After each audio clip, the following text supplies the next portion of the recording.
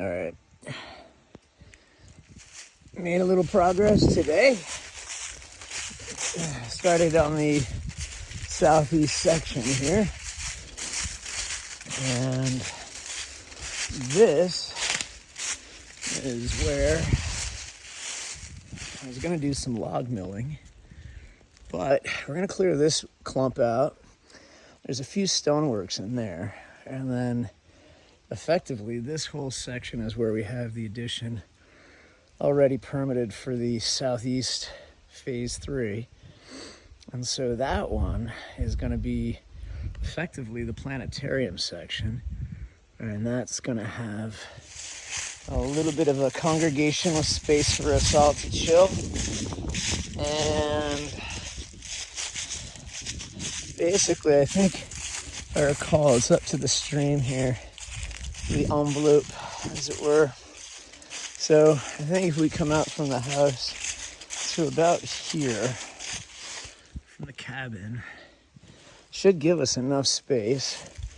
And it calibrates us for this rotation in the Milankovitch cycle of axial precession and the precession of the equinox, as it were. The point where the sun rises due east and thus up over the Worcesters, sets due west. And so that calibrated out this last autumnal equinox. And as I'm working in this section, we'll have the entrance still kind of come in this way, parking out here, and also an art installation there possibly, but that might be a little bit later out. Stoneworks in here all kind of do a winding effigy kind of thing, and it does this sort of thing, and then there's like a big pile there. I've gone into that before. I'll do that again. But the reason I'm here is just because today I was just opening it up some more, and you can see like stones like this one are significant.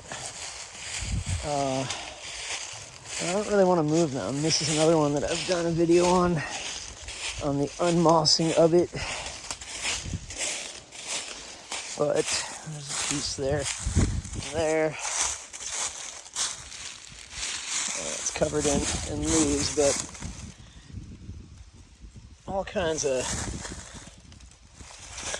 pieces going on in this one that I want to say Taurus is like a thing that I see potentially. I see some like, there's a lot of different things, but they're all just so subjective that I try not to speculate. I prefer to use science.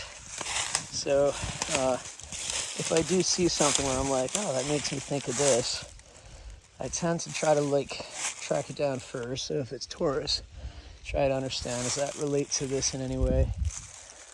That's sort of the inner workings of how I go about the research, as opposed to jumping to a conclusion and then doubling down on it as if it definitively is a thing. But then when you start to look at it, you start to see patterns of circles. And that is another thing all throughout this south mound and the north mound.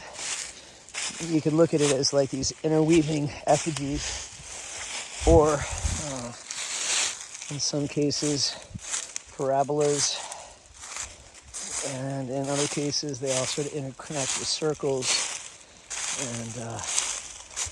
And I'm still trying to figure out which one of these stay and which ones go.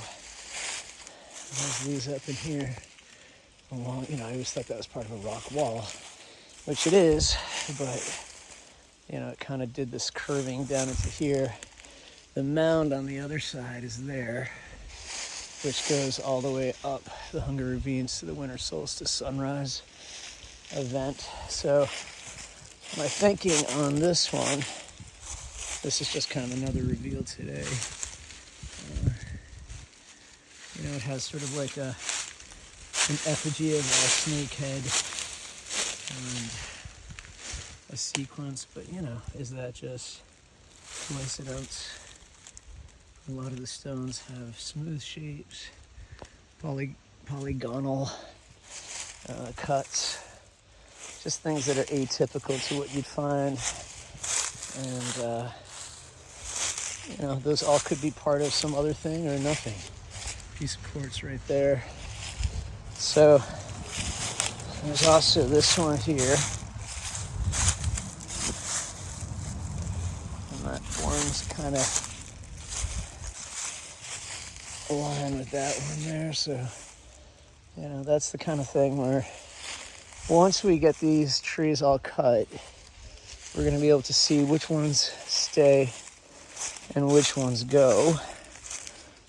But this might be kind of like a fun little, I don't want to say flat, kind of accessible path to see some of the stoneworks. But that would be a really nice piece to have, so that you drive in, you come in that way, drive in here, parking to the meadow there, or you come across here and up through in here. And we should be able to have, I think it's going to end up being like 5 cars on this side, and then probably about 25 cars on that side. I don't want to move any of these stoneworks, because these are all really funky in their own right, and they kind of form the parabola out to the winter solstice sunset, that direction. So, given the sequence of winter solstice sunrise coming up over there, down through this to here, there's another set of stoneworks right up there. I don't want to mess with that too much, but on this side of it, I'll clear out the logs here, and we're probably going to get rid of that cedar tree and move this container as part of the planetarium foundation, and then this all becomes parking. So we should be able to have about 30 cars on this lot here, and then on the other side, as you get to the sugar house, you probably have room for another 20 in that direction. So we'll do 50 on this side, maybe like 10 in the meadow, before it gets into parking on grass situations. Or on the north meadow, we've got some space for another 15, 20 cars right now. But there is always on-street parking as well, as the commercial recreational traffic here of the state has taught us, but it's not very dependable, because it fills up a lot of people using it these days. So I kind of feel like if we have 50 on the south mound and maybe 20 on the north mound, we should be all set. And then we could get into a bus thing if it gets there. But this seems like the best plan right now. And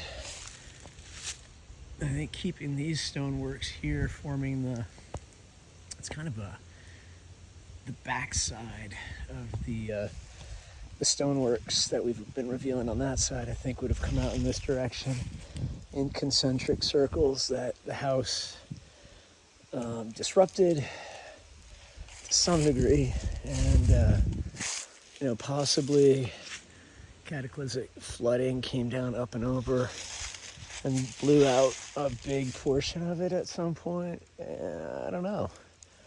Those are some of the pieces where I theorize it was once a larger concentric axis, or what's the word I'm looking for? Not a secant. Well, it's kind of a secant, but in any event, a line that kind of would have been symmetrical. There's a bunch of big stones out here, so they could have all been connected, and then maybe they got blown out, and the Nordic wave of the 800s current era would have said, let's use megalithic forms, but we don't have the manpower or human power to do what ancients really did at significant levels. And so they probably just placed stones, massive ones that no farmer in colonial days since has moved, like that one. And that's just how they did it, in my theory.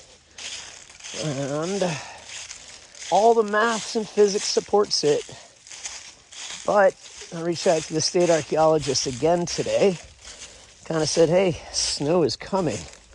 You going to stop by this year, or are you going to avoid?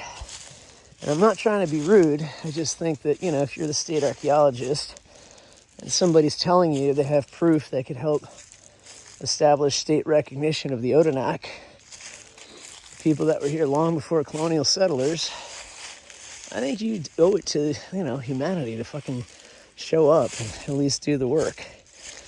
Call me crazy if you want, but you got to at least show up. But some people like to cancel in every way, shape, and form because they know that they can't prove that we're wrong. And as such, they know that by proving we're right, a lot of accountability has to happen, and they don't want to be the person that everybody hates because the system's so fucking rigged at this point. But it is what it is. Like I say, show up, do the work, prove me wrong.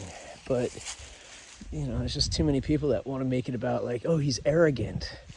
Because literally I'm showing them how complex mathematics, the level of Euler was in play long before Euler was even a seed in his mom's womb. So, there's that. And he's a Swiss mathematician. I can prove the same about a bunch of Greek mathematician philosophers as well. I'm not trying to take stuff from other people and appropriate to other people. I'm just saying I can prove how it all happened. So, let's see if they show up, right? Anyway, that's the plan right now. We made some good progress today. Tomorrow, I think we're going to clear some more trees and start getting ready to move containers. It's kicking my feet with stumps. And set the foundation for phase 4. Onward. Here we go. Hope everybody's doing well. And if you want to come check it out, I got mushrooms and cannabis sacrament for all those that want to throw some volunteer hours in. I sure could use some help, but it's getting done either way. I appreciate all the folks that are supporting with orders of sacrament, gummies. I think we're going to have watermelon gummies next week. And they're all infused with our kinship certified sacrament. It's very much like halal and kosher. And our program is official. So we're live and going national just as soon as we can get some chapters moving forward that are legally all, I say, I's dotted, T's crossed, so that we could do this with efficiency, but also compliance, so that the feds are on our side and they respect our religious freedoms as much as we respect the rule of law, because that's how we've set it up. And it's kind of fun that way. Hope everybody's well. Peace.